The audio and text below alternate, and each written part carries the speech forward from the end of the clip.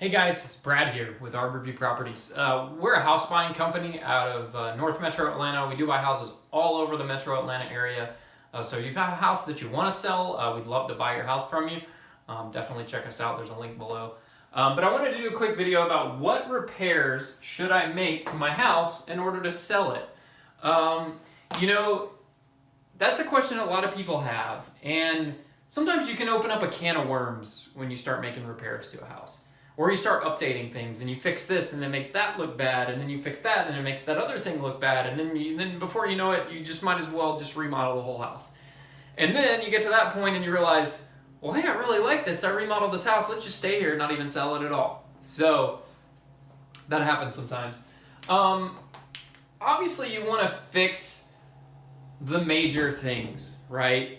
If there's major problems with your house, if your roof is leaking and it's pretty old, generally here in Georgia, most roofs are going to last somewhere around 20 to 30 years. They're going to need to be replaced every 20 to 30 years in most cases. So if it's time for a new roof, or if your roof has damage on it, like maybe storm damage, you may want to reach out to your insurance company. Sometimes they'll actually replace your roof if you do have storm damage. If you've seen other people in your neighborhood getting new roofs on their house all at once, likely chances are that there was some storm damage. We do experience hail here in Georgia, and hail can damage composite shingles, and your insurance may cover it, so you may check with them.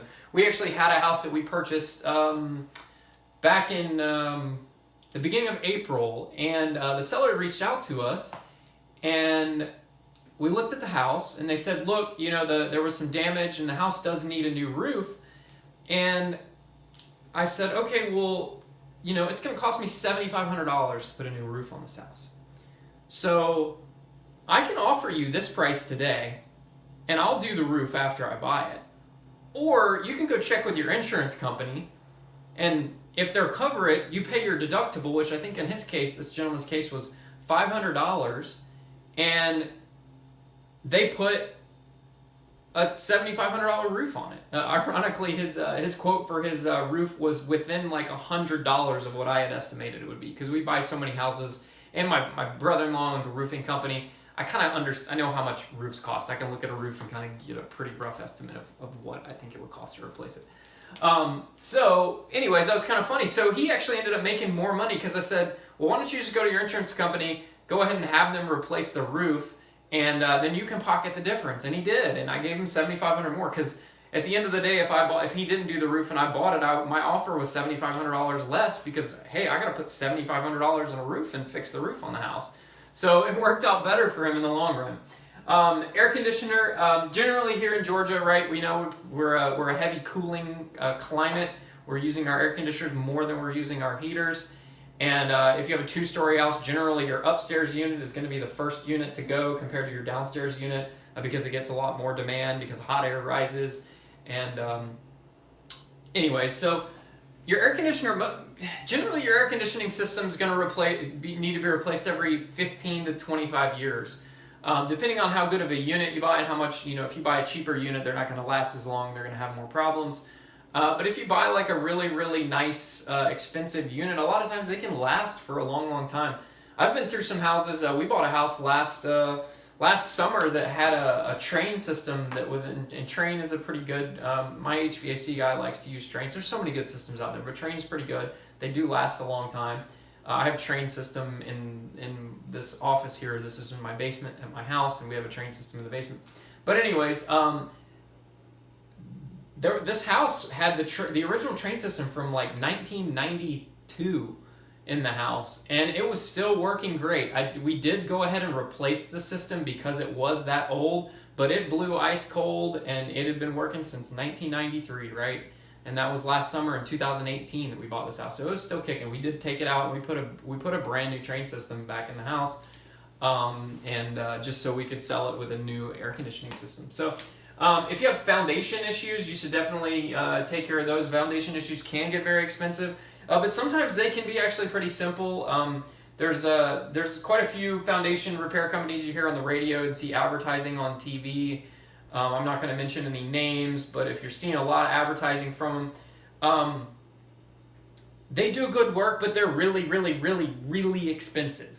And there's a lot of other very reputable foundation repair companies out there that will actually do the work and warranty it just like the big guy you hear on the radio for significantly less price. Some of the foundation repair companies, we'll put a link below on some of the companies that we personally use for foundation repair that we would recommend. But there are some people you hear on the radio that or on TV, and they're generally really, really expensive. So just get a few quotes from a bunch of different companies and understand what that quote entails. If you've got rotten wood, I mean, generally, you're going to get rotten wood around doors and windows. The most common place is down at the bottom of your door frames, where the trim on the side of the door hits the threshold. The water splashes up and it wicks up into the end grain of the wood, and it rots it out the bottom. That's pretty common. That happens a lot. I would fix that. It's not a super expensive repair. Sometimes your windows are going to rot. You may have some fascia boards, which are kind of below your roof line. They're the trim boards that go on the overhang. Those are called fascia boards. And then underneath that, the flat part above, underneath the roof, but next to the house, this little area is called a soffit. Sometimes if you get a leak, the soffits will rot. It's just a piece of plywood, and you can generally replace that. And most of the time, a lot of painting contractors they have the skills and expertise to swap out fascia boards and soffits. I know that my painter I use, he does it for me because it's not that big of a deal, and they're up there anyways painting, so they change them out. I'll definitely get those done. And then windows. Now, if I'm talking about single pane, you want double pane, you don't have double pane windows, you have single pane.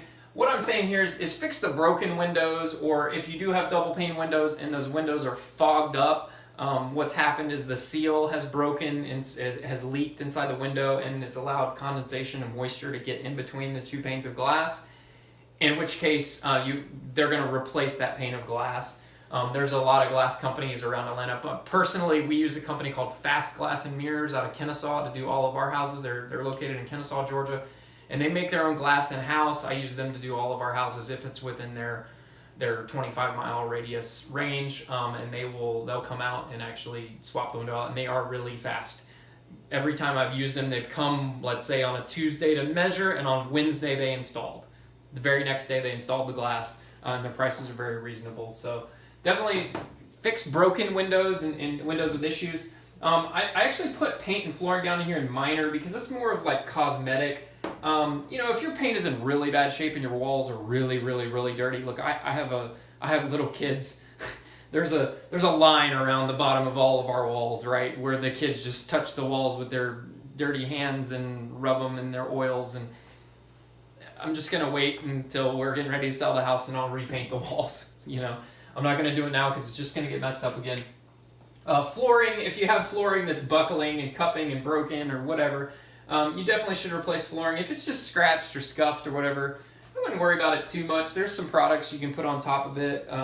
We've used this product called Rejuvenate on it. It's a temporary solution, but it does make them look better when you're trying to sell a house. And then fixtures. If you have old dated fixtures or broken fixtures like your bath faucet or your light fixture and things like that, I would recommend replacing those. And basically here, you want to make sure that if your house does need repairs and you're going to sell it, you should price it right. We just had an example where we had a seller reach out to us about buying their house, and I'm just going to make up some numbers just to protect the innocent here, but let's say houses in the neighborhood were selling for around $250,000, and all these houses didn't really need any repairs. And what happened was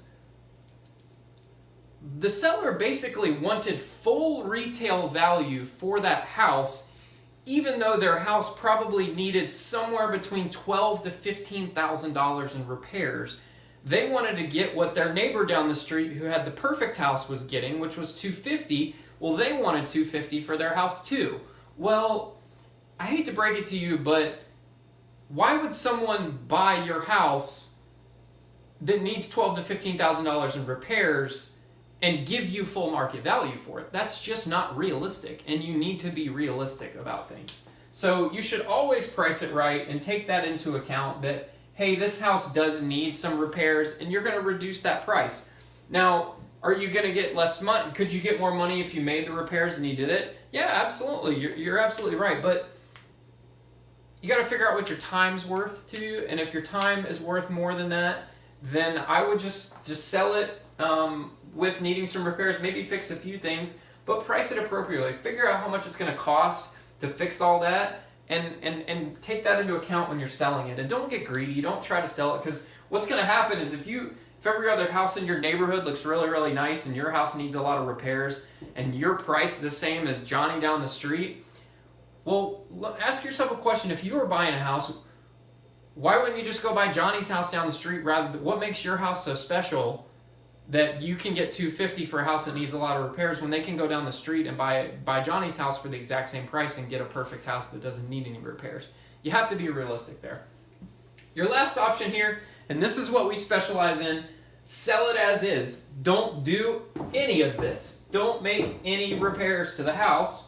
Sell the house completely as is. Sell it to an investor and save yourself the time and the hassle. You don't have to do anything. We'll buy it as is. We'll make the repairs. A lot of times we would actually rather you not make the repairs, because sometimes we see this a lot where people try to do these DIY repairs, and honestly they do such a terrible job at the repair work, we have to rip it out and redo it all anyways because it's not done properly. And a bad repair doesn't save you any money. It's actually costing you more money because now we have to rip it out and redo it. So a lot of times we'd rather just buy a house that it's in worse shape and not had some, I call them Mickey Mouse repair work done on them, right? I don't want a house that's where they've done these just haphazard repairs. I'd rather buy it as is and make the repairs myself, because we're going to go in and we're going to fix a lot of stuff anyways. So it's actually cheaper for us to do it that way than it is to try to go refix mistakes that were made. So that's your option there. Sell it completely as is. Don't do a thing to it. If you do have a house that needs some repairs and you don't even want to hassle with it, give us a call, 770-810-5715. There's a link below to our websites, arborviewhomebuyers.com, and fill out the form and we'll reach out to you and see about buying your house. We appreciate your time, guys. Thanks for joining in. I hope this helps you. Have a great day.